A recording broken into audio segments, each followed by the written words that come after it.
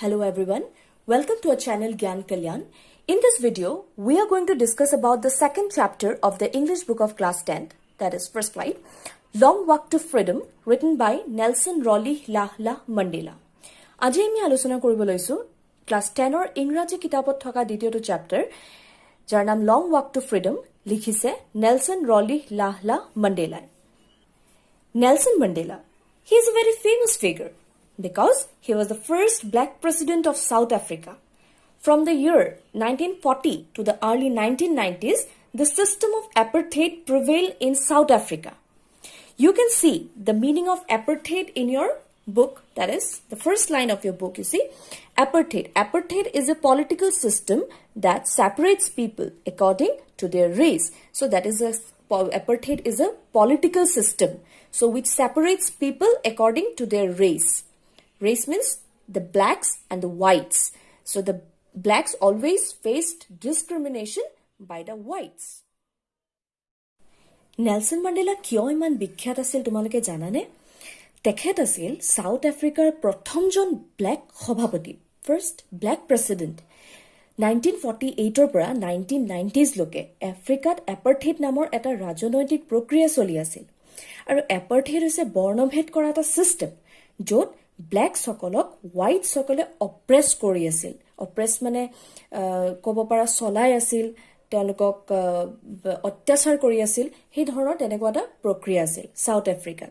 তোমালোকে চাবা ইয়াত লিখা আছে, সি that Nelson Mandela has become South Africa's first black president after more than 3 centuries of white rules. তাৰমানে সাউথ আফ্ৰিকাত 300 years, 3 centuries মানে 300 years লৈকে হোৱাইটছে ৰুল কৰি আছিল। আৰু mister Mandela's African National Congress Party won 252 seats of the 400 seats in the first democratic elections of South Africa's history. So Nelson Mandela African National Congress John member আছিল আৰু তেখেতে 400টা সিটছৰ ভিতৰত 252টা সিটছ পাই first democratic election of south আফ্ৰিকাৰ election জিকিছিল আৰু তেওঁ first black president হ'বলৈ সক্ষম হৈছিল। Long Walk to Freedom is an autobiography of Nelson Mandela, and this lesson is an extract of that autobiography. So Long Walk to Freedom হৈছে Nelson মান্ডেলাৰ আত্মজীৱনী আৰু এই লেসনটো হৈছে সেই আত্মজীৱনীৰ এটা সৰু অংশ। So in this lesson, he tells us how he became the first black president of South Africa, what were the problems he faced, and the day when he was officially declared the first black president, that is the inauguration day. He tries to give a picture of the inauguration day in details. So এই লেসনটোত Nelson মান্ডেলাই তেখেতৰ জীৱনৰ কথা কৈছে, তেখেতে কেনেকৈ south আফ্ৰিকাৰ first black president হৈছিল, তেওঁ কি কি সমস্যাৰ সন্মুখীন হ'বলগীয়া হৈছিল, তেওঁ সেই দিনটোৰ কথা কৈছে যিদিনা তেওঁ ফাৰ্ষ্ট ব্ল্যাক প্ৰেসিডেন্ট হৈছিল, দ্যাট ইজ দ্য ইনগ্ৰেশ্যন ডে, আৰু সেইদিনা কি কি হৈছিল, কোন কোন আহিছিল তেওঁক সম্বৰ্ধনা জনাবলৈ, সেই সকলোবোৰ কথা তেওঁ ধুনীয়াকৈ কৈছে এই লেসনটোত।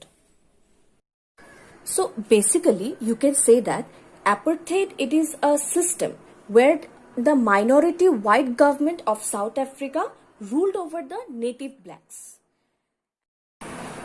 So the lesson begins with Nelson Mandela sharing his experience of 10th May 1994. So lesson to আৰম্ভ হৈছে নেলসন মান্ডেলাৰ অভিজ্ঞতাৰে, তেওঁ শ্বেয়াৰ কৰিছে যে 10th May দিনাখন কি কি হৈছিল আৰু তেওঁ কেনেকুৱা লাগিছে। So you can see, for the past few days, I had been pleasantly besieged by dignitaries and world leaders who were coming to pay their respects before the inauguration. So Nelson Mandela কৈছে যে এইকেইদিন মই বহুত ডাঙৰ ডাঙৰ officers, ডাঙৰ ডাঙৰ ডিগনিটাৰিজ, এই তেখেতসকলৰ মোক আৱৰি ৰাখিছিল, কাৰণ he was the first black president of south Africa. তেওঁ নতুনকৈ সাউথ আফ্ৰিকাৰ ফাৰ্ষ্ট ব্ল্যাক প্ৰেসিডেন্ট হৈছিল, সেইকাৰণে বিভিন্ন দেশৰ পৰা বিভিন্ন ডাঙৰ ডাঙৰ মানুহ অফিচাৰ্ছ আহিছিল তেখেতক সম্বৰ্ধনা জনাবলৈ। And you can see the meaning of besieged, to be surrounded closely by, সকলো মানুহে তেখেতক আৱৰি ধৰিছিল। The inauguration would be the largest gathering ever of international leaders on South Africa's soil. So Nelson Mandela কৈছে যে এই ইনগ্ৰেশ্যন যেটো হৈছিল 10th May 1994 এটো সাগে সাউথ আফ্ৰিকাৰ মাটিত হোৱা আটাইতকৈ ডাঙৰ গ্যাদাৰিং ইমান ডাঙৰ গ্যাদাৰিং যত ইমান মানুহ আহিছিল হে এনেকুৱা এটা দিন সাগে আগত সাউথ আফ্ৰিকাৰ কোনোদিনও দেখা নাছিল ইমান এটা ডাঙৰ সাকসেস আছিল তেওঁৰ ফাৰ্স্ট ব্ল্যাক প্ৰেসিডেন্ট হোৱাটো The ceremonies took place in the lovely sandstone amphitheater formed by the Union Buildings in Pretoria. Ito tumalok already kolue agotu likha asile je ceremony to a large amphitheater hoisil kot hoisil formed by the Union Buildings in Pretoria. For decades, this had been the seat of white supremacy, and now it was a site of rainbow gathering of different colors and nations for the installation of South Africa's first democratic non-racial government. Nelson Mandela koise for a decades, mane বহুত বছৰ decades মানে generally 10 years বুজায় ইয়া decades দিছে মানে বহুত বছৰ ধৰি এই সিটস বোৰ মানে এম্পিথিয়াৰত থকা সেই সিটস বোৰত কাৰ সুপ্ৰিমেসি চলিছিল হোৱাইট সকলে তাত সিটস দখল কৰিছিল আৰু আজি এই জায়গাটো দেখা গৈছে যে এটা ৰেইনবো গ্যাদাৰিং হৈছে ৰেইনবো গ্যাদাৰিং কাৰণ তাত অকল হোৱাইটস বা অকল ব্ল্যাকস তাত বহি থকা নাই তাত বিভিন্ন ৰঙৰ মানুহ বহি আছে বিভিন্ন দেশৰ পৰা কোনো জাতি ধৰ্ম বৰ্ণ এইবোৰৰ ভিত্তিত তাত একো গ্যাদাৰিং হোৱা নাই তাত বহুত মানুহ আহিছে সব ৰঙৰ সব ধৰ্মৰ সব জাতি that's why Nelson Mandela said that it was a rainbow gathering of different colors and nations কিয় হৈছিল for the installation of South Africa's first democratic non-racial government কাৰণ South Africa প্ৰথমবাৰৰ বাবে এটা non-racial আৰু democratic গণতান্ত্ৰিক চৰকাৰ গঠন হৈছিল সেই কাৰণে ইমান ডাঙৰ এটা গ্যাদাৰিং হৈছিল ইমান ধুনীয়া এটা ৰেইনবো গ্যাদাৰিং হৈছিল South Africaৰ এই amphitheater On that lovely autumn day I was accompanied by my daughter Janani on the podium Mr. D. Clark was first sworn in as second deputy president, then Thabo Mbeki was sworn in as first deputy president. যেনেকৈ আমাৰ ভাৰতত যেতিয়া প্ৰধানমন্ত্ৰী কোনবা ব্যক্তি প্ৰধানমন্ত্ৰী সভাপতি বা অন্যান্য ৰাজনৈতিক আসন গ্ৰহণ কৰে তাৰ পূৰ্বে তেখেতসকলৰ এটা নিয়ম থাকে সেই নিয়মটো কি শপত গ্ৰহণ অনুষ্ঠান সেই শপত গ্ৰহণত তেওঁলোকে শপত লয় যে আমি দেশক ৰক্ষা কৰিম আমি জাতিৰ হতে কাম কৰিম আমি মানুহৰ হকে কাম কৰিম ঠিক একেদৰে সেই South Africa to eketa niyome asil jetia Nelson Mandela first black president hoisil teo jetia hopot grohon korisil teo hopot loisil je I pledged you see it is written here I pledge to obey and uphold the constitution and to devote myself to the well-being of the republic and its people to teo hopot loisil je teo সংবিধানক মানি চলিব teo nijoke উৎসৰ্গা কৰিব মানুহৰ ভালৰ কাৰণে আৰু গণতন্ত্ৰক বচাই ৰাখিব South Africaৰ মানুহৰ হকে কাম কৰিব এই সকলোবোৰ শপত হেদিনা নেলসন মান্ডেলাই লৈছিল To the assembled guests and the watching world I said to the assembled guests মানে তাত যিখিনি মানুহ সমাবেত হৈছিল সেই সকলোবোৰ গেস্ট বিভিন্ন দেশৰ পৰা আহিছিল সকলোবোৰ মানুহ একেলগে তাত গোট খাইছিল সেই সকলোবোৰ মানুহে তেওঁক দেখি আছিল এণ্ড তেখেতে তেওঁলোকক এতিয়া এড্ৰেছ কৰিব লাগে সো সেই এড্ৰেছ বা সেই স্পীচত নেলসন মান্ডেলাই কি কৈছিল সেইটো তলত লিখা আছে এই ইয়াৰ পৰা আৰম্ভ হৈছে তেখেতৰ speech so let us see what he said in that speech Today, all of us do, by our presence here, confer glory and hope to newborn liberty.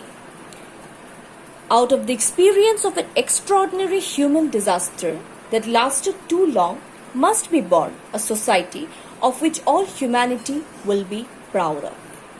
So Nelson Mandela তেওঁৰ স্পীচত কৈছে যে আজি আপোনালোক সকলোৱে ইয়াত একগোট হৈছেহি কিয় আপোনালোক ইয়াত আজি একগোট হৈছে আমি নতুনকে পোৱা স্বাধীনতা উদযাপন কৰিবলৈ আজি ইয়াত আমি একগোট হৈছোহি এই ফ্রিডম বা এই লিবার্টি বা এই স্বাধীনতাটো আসলে কি this is the freedom of the black সকলৰ আছিল এই স্বাধীনতা দীৰ্ঘদিন ধৰি হোৱাইট সকলৰ দ্বাৰা শোষিত হৈ অহা এই ব্ল্যাক সকলে এই স্বাধীনতা আজি পালে সো দে আর নাও লিবারেটেড সো নেলসন মান্ডেলা নিজৰ স্পীচত এইবোৰ কথা কলে এইখিনিতে তোমালোকে চোৱা ইয়াত এটা তিনিটা ৱৰ্ড দিয়া আছে যে extraordinary human disaster what is this extraordinary human disaster this extraordinary human disaster means by this he is referring to the system of apartheid discrimination on the basis of race. He was referring to that system. So Mandela কৈছে যে দীৰ্ঘদিন ধৰি চলি থকা এই human disaster আজি আমি এই ডিজাষ্টাৰটোৰ পৰা মুক্তি লাভ কৰিলো. That means we blacks are liberated from that discrimination. Okay, so see it is also given that that lasted must be born a society of which humanity will be proud of. Now people of other countries will know us as the society who fought for freedom to secure human rights. So এতিয়া অন্যান্য দেশবোৰে আমাক লৈ গৰ্বিত হ'ব তেওঁলোকে বুজিব যে এই ব্লেকসকলৰ ফ্ৰীডমটো ইমান সহজ নাছিল বহুত দীৰ্ঘদিন যুদ্ধ কৰিব লগা হ'ল এই ফ্ৰীডমটো পাবলৈ কাৰণে এই ফ্ৰীডমটোৰ বহুত ভেলিউ আছে We, who were outlaws not so long ago, have today been given the rare privilege to be host to the nations of the world on our own soil. So you can see the meaning of the words, we who were outlaws. So because of its policy of apartheid, many countries had earlier broken off diplomatic relations with South Africa. So that means you see because of the policy of apartheid, so that separates the blacks from the white. The policy of apartheid basically did not give equal rights to all the citizens of South Africa, and for that reason many countries they broke off all kind of relation, be it trade relation, economic relation, political relation, so be it any kind of relationship. So those countries they broke off every kind of relationship with the people of South Africa. So Mandela was telling that in his speech that today the country which was with whom everyone had broken off relationship had got the opportunity to be the host of so many nations, because we have earlier read that to celebrate Mandela's victory many dignitaries from different countries have gathered to felicitate or to congratulate Mandela. Yes or no? And who was hosting that event? It was South Africa. So South Africa was hosting that event.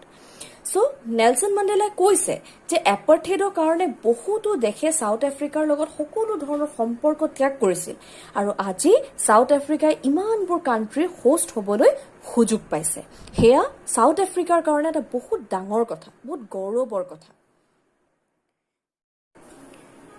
We thank all of our distinguished international guests for having come to take possession with the people of our country of what is, after all, a common victory for justice, for peace, for human dignity.